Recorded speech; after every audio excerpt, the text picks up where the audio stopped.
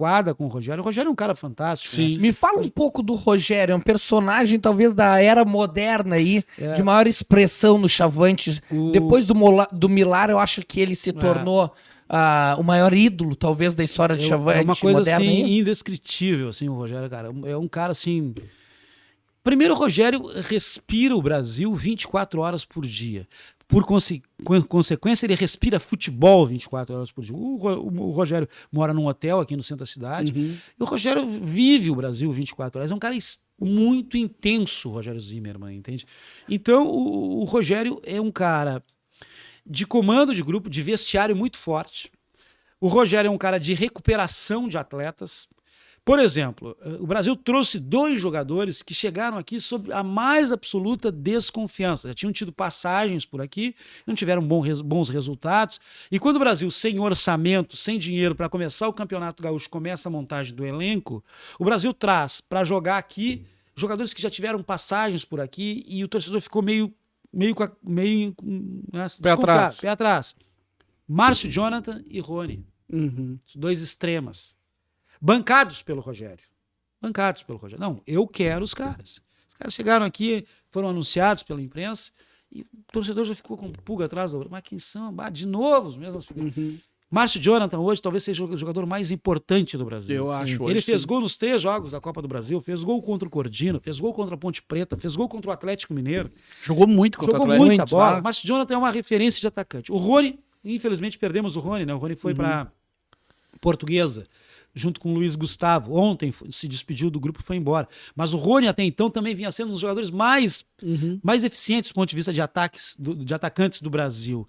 Então ele tem essa capacidade de recuperar jogadores. Do Chicão, que já tinha tido passagem, voltou sob intensa desconfiança do torcedor. Hoje ele é uma unanimidade, porque é um volante que marca, um jogador de... O Rafael Dumas, que ele trouxe de volta, o zagueirão, que é o nosso xerife ali e tal. Então ele tem essa capacidade de recuperar jogadores de forma impressionante. Eu não me lembro se foi 2018, 2017, Campeonato Brasileiro da Série B, em que o Brasil tinha o Gilmar Dalpozo como técnico, e na metade do Campeonato Brasileiro da Série B, o Brasil fazia pontuação de rebaixamento. O Brasil estava caindo. Tu olhava o Brasil jogando assim, cara, te dava uma tristeza. Era horrível. Tu olhava e dizia assim, cara, vai cair, não tem como não cair. Não tinha ânimo, né? Não tinha ânimo, não tinha vontade, não chutava uma bola em gol. Extremamente. Isso que nós tínhamos o Gilmar Dalpozo, que era um técnico. Um bom técnico. Mas um cara assim que não conseguiu dar química, não deu liga no vestiário. E o Brasil teve enormes dificuldades. Aí o que acontece?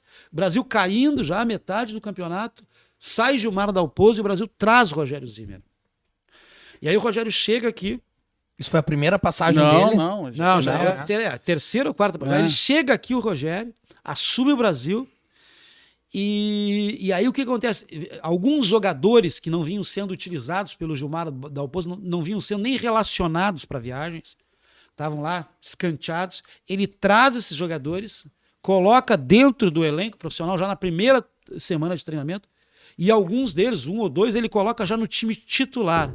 Aí o Brasil vai jogar contra o Sampaio Correia no Maranhão e ganha do Sampaio Correia. Eu me lembro disso aí.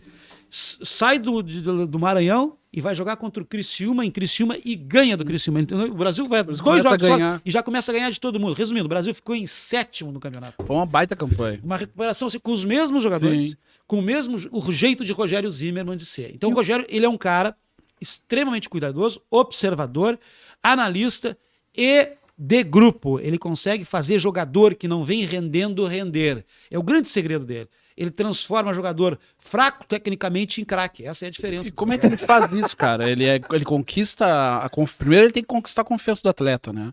E depois ele deve ter um olho clínico para saber, esse cara aqui pode me render isso, vou botar ele nesse lugar. Não sei, essa é a sensação que eu bem tenho. Por aí. Ele tem esse olho clínico, ele é um gestor de vestiário, ele é um técnico, mas gestor de vestiário. E que consegue também, o grande segredo do treinador que eu vejo, assim, um treinador de sucesso, é quando ele consegue blindar o jogador. Blindar o que Blindar é o jogador não foi mal no jogo, mas ele vai para a entrevista coletiva e diz que o jogador foi bem. Entendi. Ele defende o jogador.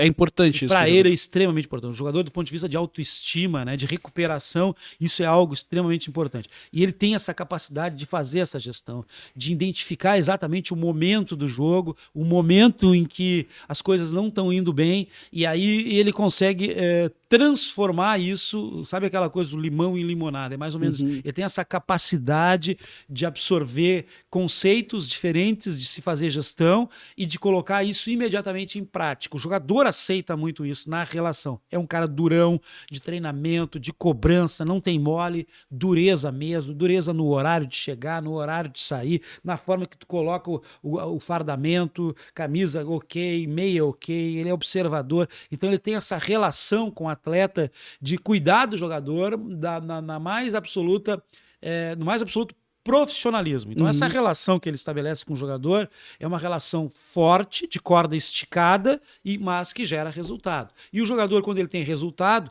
ele tem o bicho em dia, ele tem o salário em dia, e ele tem uma relação com a direção também muito olho a olho e muito firme, né? As gestões dele são respaldadas para oferecer tranquilidade ao jogador, ou seja, salário em dia, bicho pago em dia. Os jogadores também confiam muito na gestão dele, isso é importante. Porque ele tem palavra ali, Tem palavra. o que ele diz. Ele não é só um treinador, ele é tipo Um gestor. um gestor de equipe, né? Gestor de vestiário. Porque ele também atua junto à administração, pelo que tá falando, no modus operandi da comunicação, se você se passa Ele participa ou não. de todos os processos, O Fábio Ruivo da Zezé Ah, teve é. aqui.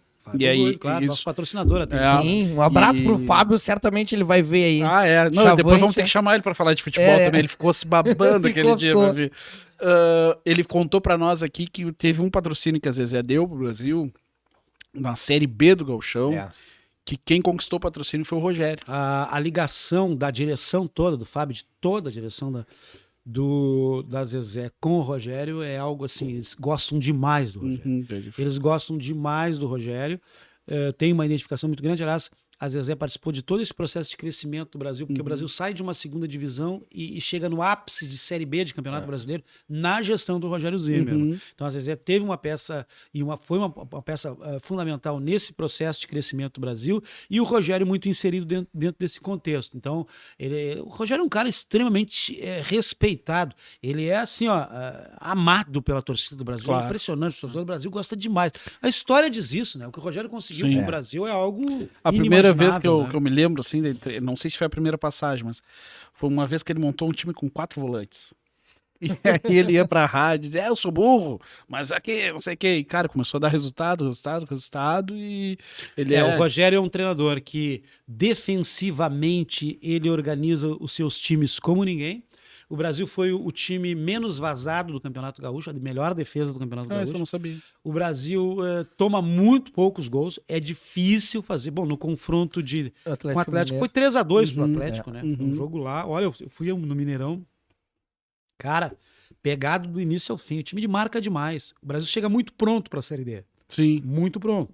Ao contrário de outras equipes, o Brasil está fisicamente voando, manteve 90% do elenco, a boa Faz notícia, diferença. renovou com o Guilherme Nunes, que é um cara diferente demais como volante, qualidade, jogador do Santos, né, que está emprestado, vai ficar, já renovou. Que bom.